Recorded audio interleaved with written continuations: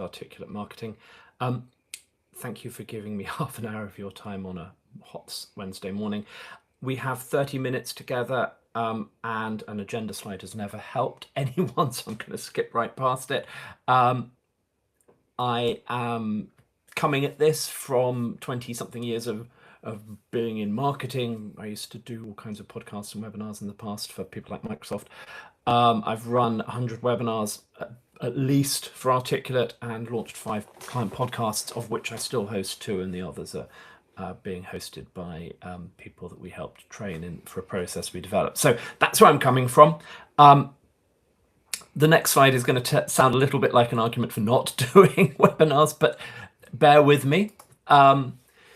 We all kind of inherited this format of webinars in 2000 as a sort of lead capture bait. And for a long time, my thinking was, I don't really care about what happens in the webinar afterwards. What I care about is how many people sign up for it, because then I've got their email address and something.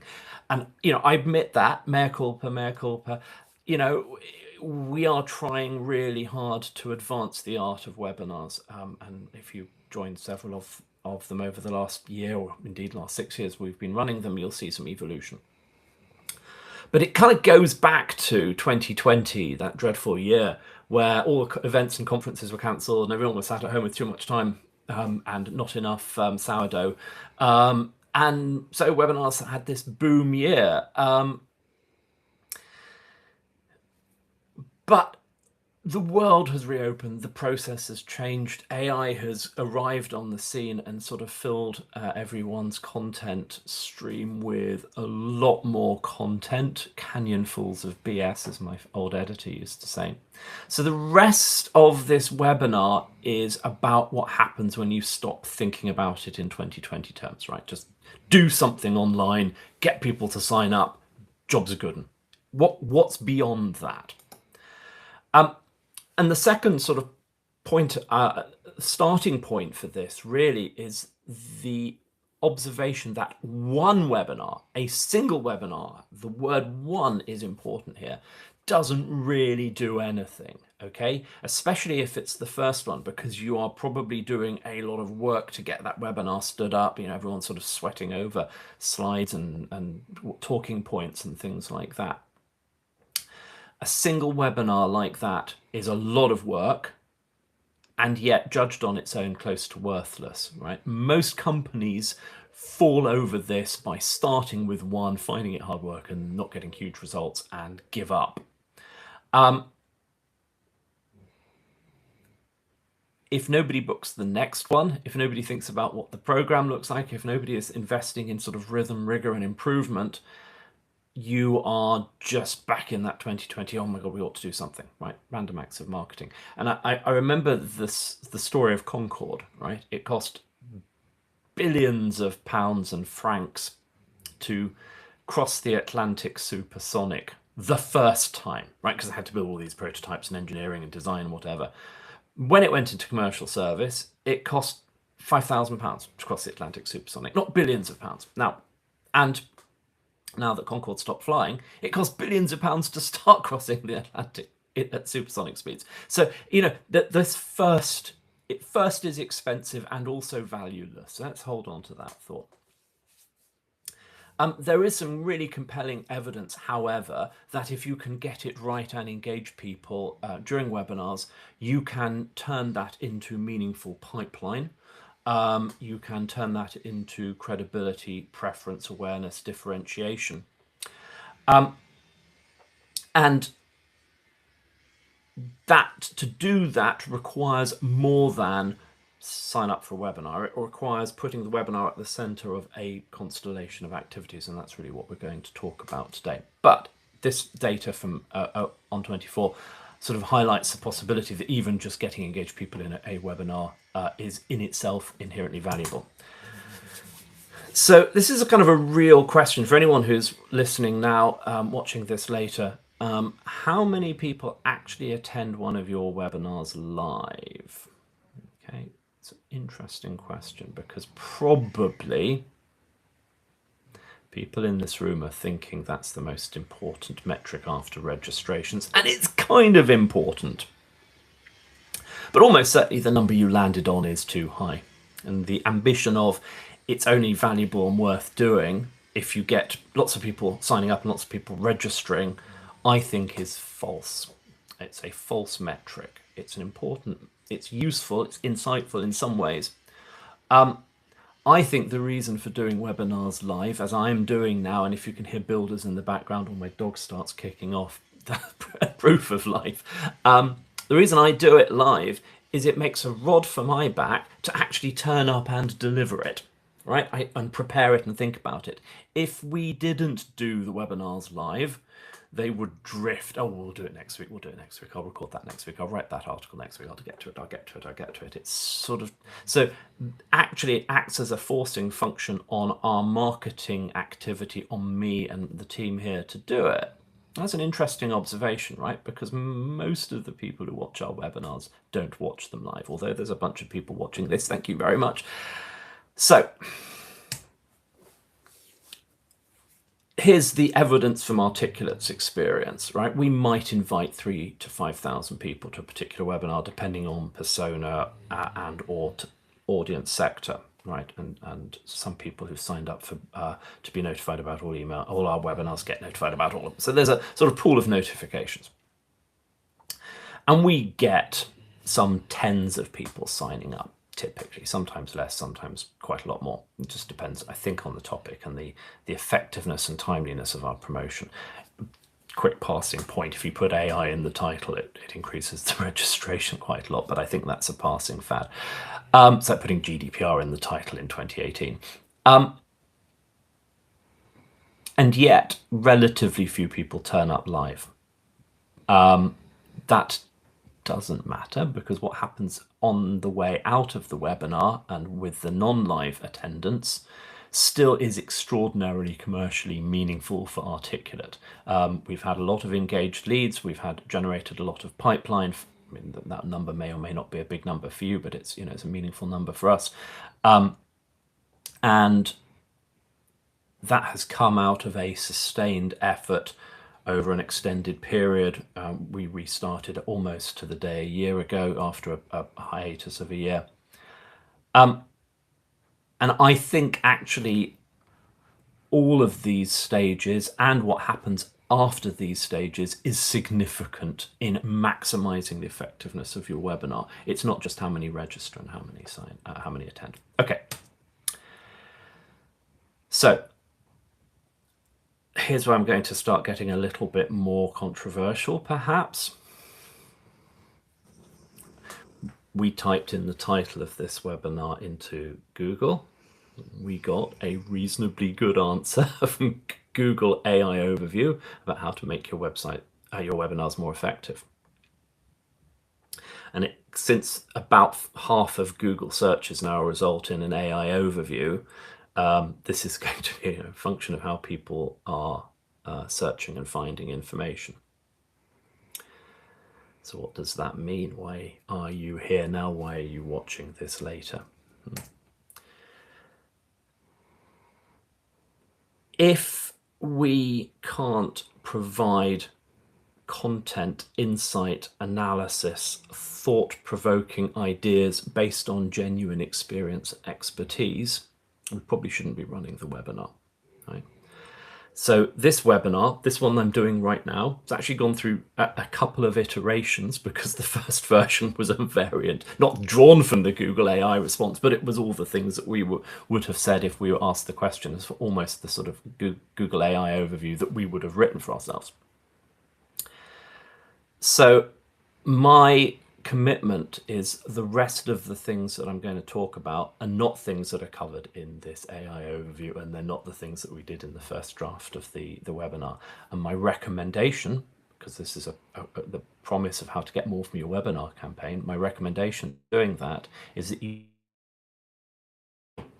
see what it comes up with in a second, and you make sure you zag in a different direction, right? Make sure you are coming from your own expertise and experience as to the maximum extent possible. Okay.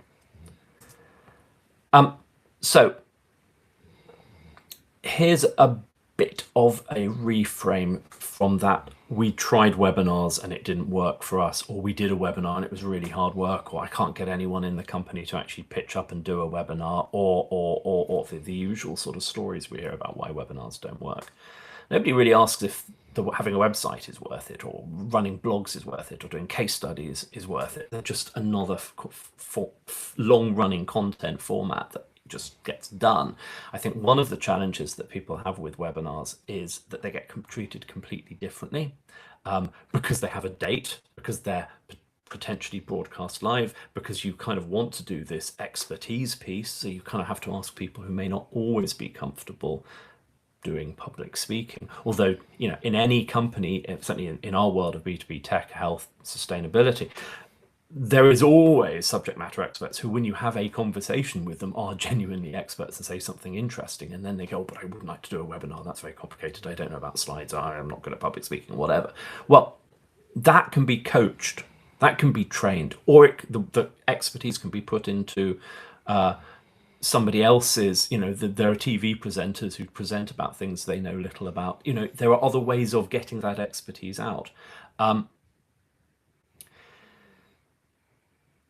The other problem is that people are thinking about one webinar as a big event, and then they're evaluating the outcomes and the effort on one webinar. And let me just share this graph with you. This was supposed to animate. How annoying. This is an actual graph of webinar registrations from the beginning of time at Articulate. And we stopped for a year. We got busy. We had a marketing manager and she left, and I picked it up and didn't have time to do all of that stuff and this. Anyway, whatever reason. So I fell into the, oh, we shouldn't be doing webinars because there's no time. Two things. Thing number one, leads still came through that library. And Wistia says, you know, a third of webinar recordings are still being played 3 months after the live date.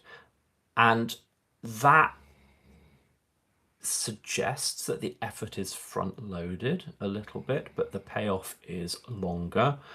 It also points to the important value of using webinar content after the thing is live. For example, promoting it via newsletters, embedding it into a corpus of knowledge and library that you can draw on for other things, making webinars available to the sales team and embedding them in the sales process. And by the way, if you ever want anything to accelerate in most businesses, making it a valuable part of the sales process suddenly will unlock lavish resources.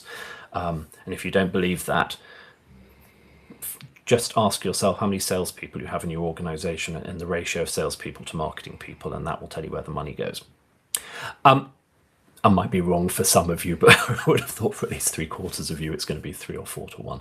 Anyway, so observation number one, make use of the webinars, make sure that they are continuing to generate leads. Second point, when we restarted a year ago, we'd had that body of knowledge and that muscle memory and that sort of library and all the things ready to go. But you can see there was a significant step change in the number of registrations. It went up because we actually stood back and thought about how to improve the process a little bit and do it. So that second observation is continuous optimization is really important, and you can't do that just based on a run of 1 or 2 or 3 webinars. It needs to be a sustained effort. This is the finding that I want to share with you about why we restarted and why we got incredibly excited about webinars last year. They are not necessarily or primarily top of funnel lead capture, right? Don't get loads of people signing up for your webinar. It doesn't matter if you get lots of people who are engaged and good fit prospects. We went into HubSpot and we analyzed who was signing up for webinars, who was engaging in webinars, and we were expecting cold traffic, top of funnel, sort of Google mail addresses, things like that. No, they were really high quality sales qualified leads. They were, we had lots of corporate email addresses. We didn't, instead of throwaway email addresses, they were highly influential in supporting deals, so that people were using webinars as sort of evidence gathering about our capabilities. And the moment you refactor that into your thinking, if you stop thinking about webinars and funding webinars and justifying webinars because of they fit into the awareness category in the top of the funnel, and you start thinking about them as bottom and middle of funnel, sales support, lead, nurturing, engaging activities, that's a much better story to tell your finance director. So my recommendation here to get more from your webinar campaign is to measure down funnel influence rather than top of funnel awareness or signups. So in HubSpot, you can do attribution modeling on some plans, and being able to sort of see what impact webinars had on actual deals and deal revenue and closed won is the metric that's the most interesting. Next observation is that if after a webinar or during sort of post-webinar social sharing, snippet creation and so on, you can engage with the people who attended and other people and effectively leverage their network by likes and recommendations and sharing, a dozen people turning up on the day and a few dozen people signing up suddenly becomes a reach and an engagement that's based on a human interaction because somebody watched live or engaged and reaching their social network, their audience. So this is a really powerful way for companies that have a strong sort of social selling or social media approach to engage more and reach more people. And that number on the right, that thousands of people potential reach from this post-event social sharing, I think significantly outweighs the people who signed up or attended if you're thinking about awareness and engagement. So the recommendation here for getting more out of this, and this is one that we're trying to absorb and embed in Articulate too, so this is a little bit of a learning curve for us. Engage people around webinars on LinkedIn. Use LinkedIn's tools for employee amplification. Encourage people to share webinars pre and post via their personal accounts. Your company account on LinkedIn probably is going to be ignored. Your CEO's personal account, probably not. And particularly empower and package the webinar material in a way that your sales team can use. So it's a really good way of knocking on doors, opening conversations, going, we talked 6 months ago about this project and but we just did this webinar. I thought you'd be interested. Really nice, soft way of re-engaging salespeople, sales conversations. Next thing that we are excited about is this idea of the webinar library as an asset. Okay, it's especially important in an age of AI, where if people are just going to AI and saying 10 ways to get more from your webinar or whatever piece of content you want to produce, and you get AI's version of that, that version is available to everybody. Anyone with a Claude account or Gemini account or whatever can do that. What AI doesn't have access to is 110 webinars of me talking about our experience, our expertise, what we've learned, what we think, our philosophy, our approach, our tone of voice. That is 50 hours of recording. It's tens, if not hundreds of thousands of words. So it's possible, I think, with AI now to take that corpus, the transcripts, the slide decks, and embed them. And we're building this tool to do this. We've already built an experimental tool that took podcast interview transcripts and case studies for another client and put a sort of LLM interface over it, so you can ask for, give me 3 quotes from clients who've had this problem and solved it using our software, and give me an example from the library of somebody who had this problem and what they did to solve. You can have that sort of chat conversation with a 50,000 word corpus. So this is a recommendation as you are experimenting with AI and as we're building out these tools and learning how to deploy them. This is almost the most valuable outcome of a webinar campaign, right? It's unique knowledge. One webinar is no corpus. 10 webinars, beginning to be a knowledge base. 100 webinars, really powerful asset. We find that we get more people coming and watching pre-recorded webinars than attending live. The most common conversation we have after a webinar is, can you send me the slides? And I want to share an observation that I had with you, which is about 18 months, 2 years ago, we did an experiment where we made published a piece of long form previously gated content on the blog as a blog post, and at the top we put a form that said download this as a PDF. That download this as a PDF, even though you could read the whole thing, was one of the best converting offers of 2025. Extraordinary, really, because there's the blog post. But what we learned from that is that people want flexibility of time and format. They can see the blog post is there. They think that's actually looking quite interesting. The existence of it is better than a landing page saying we're going to tell you all this stuff. They can see all the stuff, but they don't want to read it just now on their screen. They want to sort of pigeonhole it, pin it, come back to it. This is also true of webinars. People want to see the slide deck. They want to scan through that. If that's interesting, maybe they'll listen to the recording, but the slide deck has to sort of stand on its own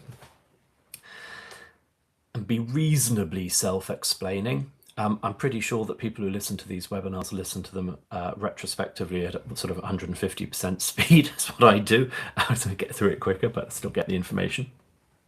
That's another format shift that's valuable. There is a bit of tension with the slide deck, though. It's very easy to turn a slide deck into a Word document. Too many words, too much stuff. So what we want to do here is, and my colleague Ioana Negulescu did a brilliant talk about the psychology of presentations and the way in which people remember things and how people listen and attend and read. So we're trying to apply those tested psychological principles and not put too much stuff on the page. I'm giving you the webinar, the slide deck isn't, but the slide deck is a sort of aid memoir and verbal visual index into what I'm saying. So the other thing that we do is after the webinar, we turn it into a blog post. And there's a process we have for doing that that's reasonably efficient. So there's a sort of 1,000-word blog post into which the webinar slides and the recording is embedded. So there's a really rich asset. And when you fill in the form to watch the pre-recorded webinar, we send you to the blog post, right? There's the webinar, there's the slides. You can download that, it's all there. It also then becomes indexable by search engines and by AI tools, which is an added bonus, and it's in a format that people who want to read can read. So, multiple ways of engaging with the content afterwards: slide, blog, video recording.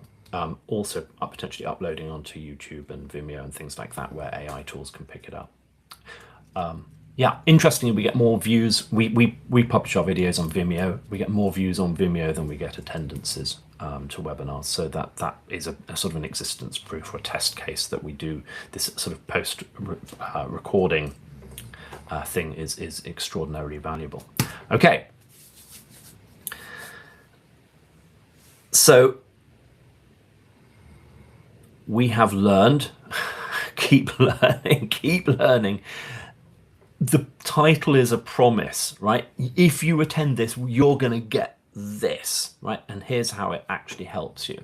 So we sort of dialing back a bit on the sort of jokey or witty or wordplay type titles and being a lot more specific. Now, this is an old SEO headline writing technique. I remember when I was writing a lot of magazine articles 20-something years ago, and we were trying to be clever with the titles while hint at what we were going to do. Now with titles, you want to be really explicit about it.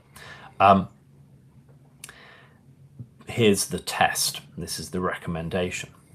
If that title sat on a competitor's website, would it be comfortable? In which case, what are you offering that they don't got? And that's a hurdle to clear every time you ideate something. Also, if you typed it into Google, what's Google going to give you that you can't offer, that is just repeating what you're going to say, I should say.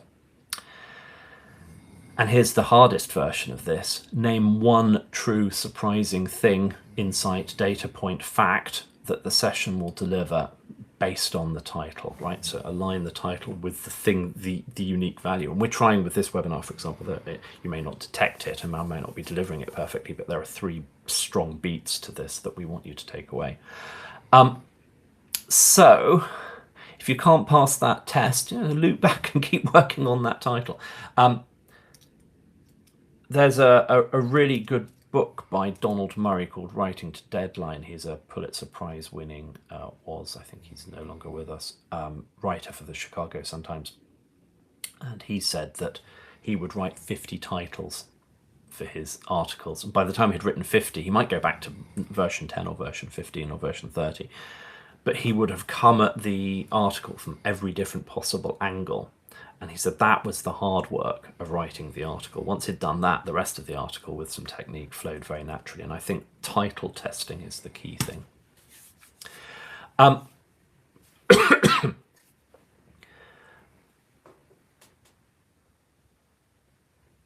One of the main reasons why people give up doing webinar campaigns for marketing is the effort required and the time required to do it. And we think you can automate a lot of that away. Talk to me about that later and I'll explain why. Okay, so I can't believe I'm whittering on. I've got a whole bunch more slides, so I'm gonna pick out a couple of slides here that I think are going to be really important. But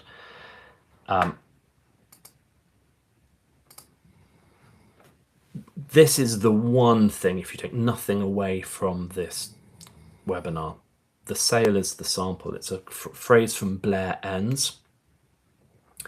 And what he's saying is every touch point from your top of funnel educational marketing content, your emails, webinars should feel representative of, aligned with the work that you do after you sign a contract, right? Well, here at Maya, I'm talking about what we do for webinars. And we hear a lot from clients. When we get in a meeting with somebody, we tend to close the business. In other words, that human experience of talking to somebody is intrinsic to the sale process, and people are very confident about what they're going to say when they talk to people. So here's the thing. If you can think of webinars as being aligned with, representative of the work that you do, and think of it as a way of amplifying and scaling human engagement and expertise, rather than a top of funnel kind of knowledge and awareness activity, those 12 people who might turn up for your webinar, it turns from, oh, we were hoping we'd get 40, but we only got 12, to, if I had to meet these 12 people individually one-to-one, it's going to take me hours and hours and hours. And what I've actually been able to do is get in front of these people and show them what it's like, what we think, what we know, what our approach is, what our philosophy is, who you're dealing with. You're amplifying and scaling a human experience rather than automating some sort of content experience. And to do that, you also have to think about what the next step is, right? Highlight what the next best step is. For us, it's come to another webinar, come to the website, think about, what else we've got to offer. Sure. It's also about, when it's appropriate, booking up a marketing strategy session with me, the sale is the sample. You hear me talking, and then I'm going to come along and I'll have a one-to-one conversation with you about marketing stuff. But that post-event next step, proactive next step, if you like, also is really important. And we're trying hard to move this on from being a little bit of a pushy, salesy type of conversation to expanding and continuing the topic of the webinar, but in a direct and one-to-one way. So if you're watching this, expect to hear from me.